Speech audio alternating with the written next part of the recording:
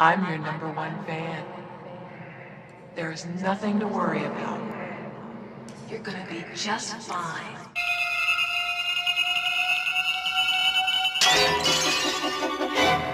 I'll take good care of you. I'm your #1 fan.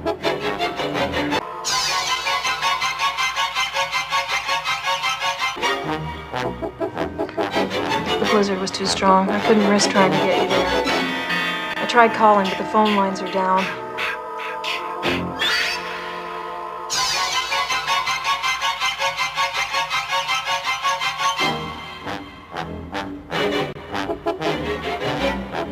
You gotta rest.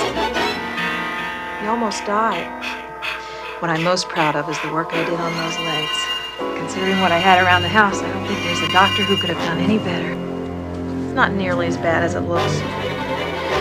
I could hear the bones moving, so it's best for your legs to remain immobile. Meantime, you've got a lot of recovering to do, and I consider it an honor.